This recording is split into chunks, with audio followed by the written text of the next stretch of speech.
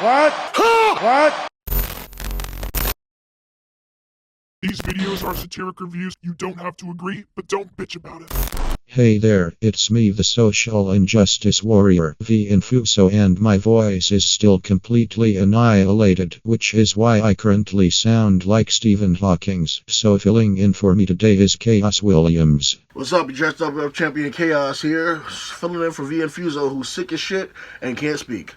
So, what I'm about to say is his words, not mine, although I will give my opinions at the end. So, if you want to bitch about it, leave it in the comments. We're going to talk about Big Bad Dave Batista. He made his long-awaited return to finally start a feud that he's been wanting for the past half a decade with Triple H. Hey, Hunter, do I have your attention now?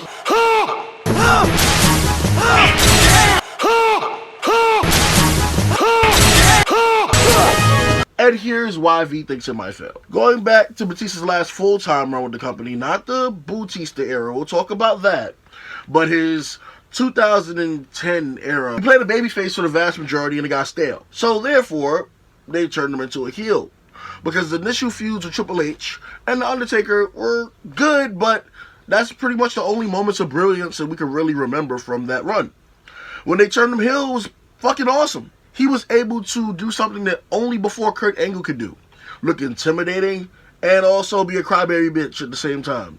In V's opinion, this was actually good because they turned him heel and he came off as an intimidating force that didn't trust anybody. It didn't last long because of creative differences. Only to come back in 2013. He returned to promote his upcoming movie Guardians of the Galaxy, which I personally haven't seen.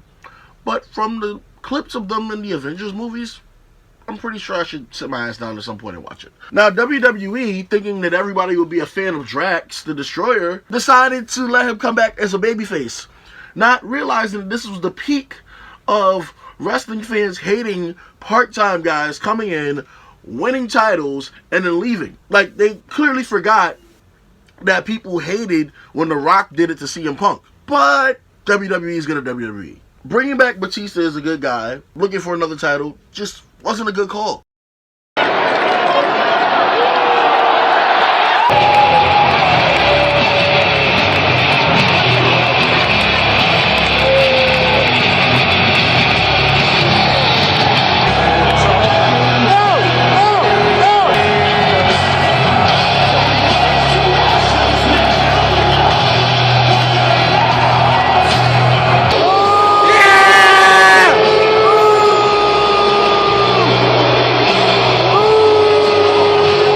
They ended up turning him heel and trying to reincarnate Evolution without Ric Flair. His title run was scrapped, and he ended up losing his title opportunity to Daniel Bryan at WrestleMania. Then he returned 5 years later to officially throw the gauntlet down at SmackDown 1000. This guy, the game, this man is this business. There is nothing that this man hasn't done in this business except beat me.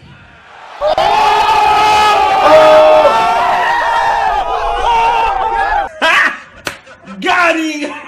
We were happy. We knew it was gonna happen, but we had heard news stories about how Batista was getting his calls ignored. But he threw the gauntlet down.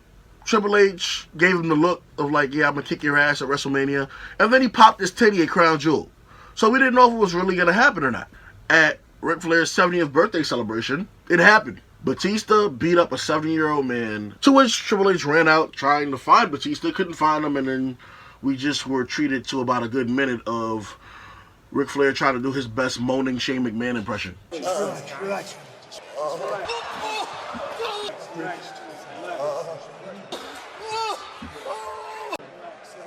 Here's why it most likely is going to fail, in V's opinion. Triple H is hated by the smarts. On TV, they play the company's big bads. They play the authority, even though the authority is supposedly gone. If you remember, anytime you try to put Triple H in a face position, he ends up just shitting on stars. Like what he did to Sheamus in the WrestleMania match. Like what he did to Booker T, which, do we really have to talk about that during Black History Month? What he did to Goldberg, RVD, Scott Steiner. As Ross from Cultaholic Wrestling would say, he's also the Princess Diana of professional wrestling because of what he did with NXT. Now, V's opinion is Batista playing heel against Triple H is a hard sell. He gets that Batista just beat up a 70-year-old man But in his opinion, Batista could go around punching grandmas in their kidneys and would still be more like the Triple H. So he can't really imagine a crowd booing Batista instead of Triple H. His last words were pretty much, who's going to root for the almost Thor over Drax the Destroyer?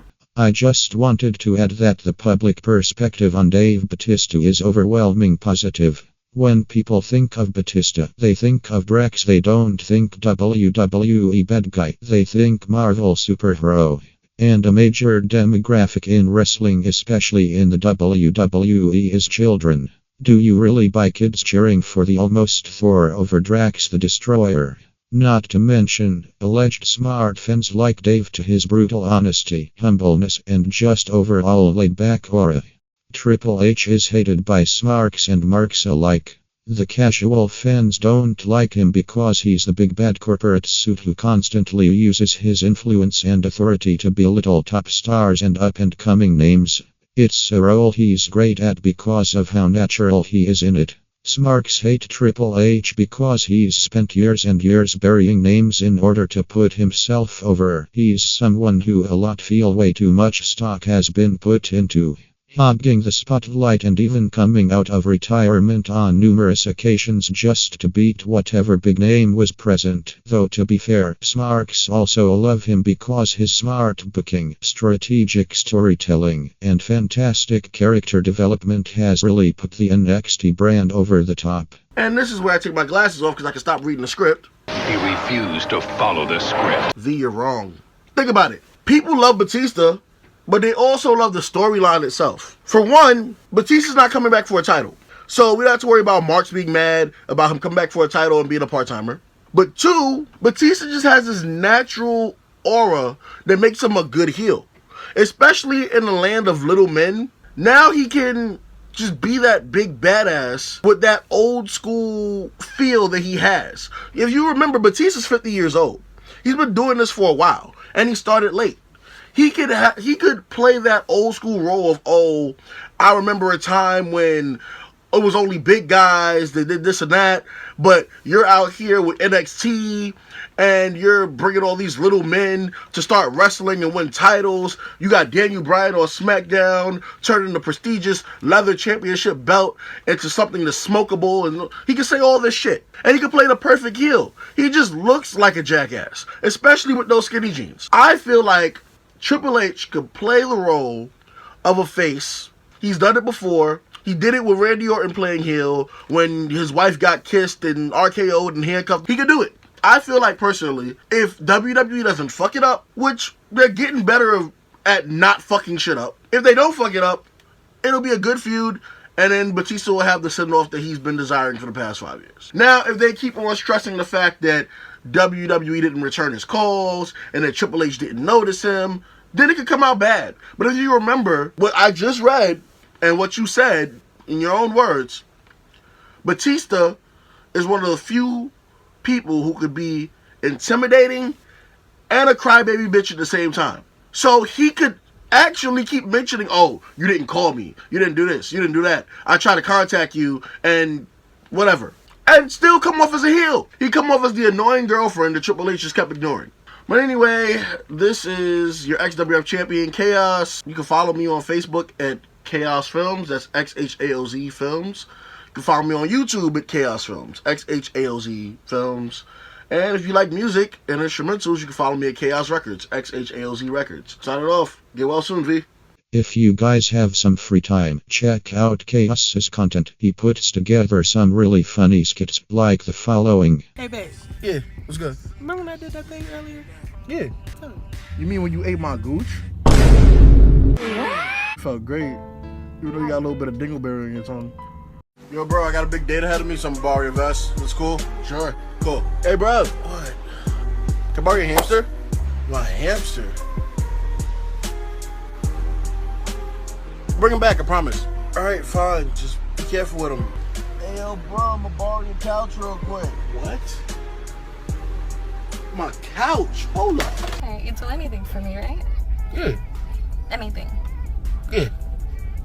I mean, what you want? Some ramen noodles? No, I want you to do something. Oh, for you me. want that thing I do with the No. pit bull and the Go-Gurt? No. You sure? Yeah, I'm sure. But I like doing that. I want you to show me your phone. He left his phone too. Nope.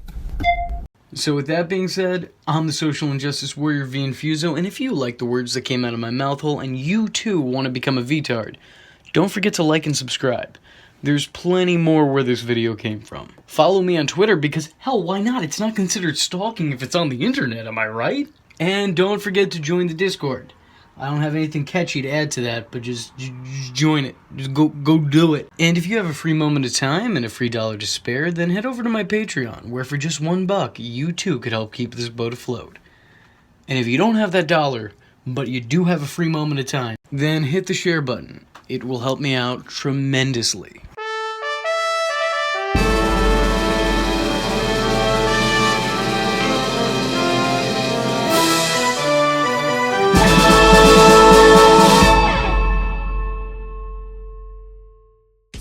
VTards, oh.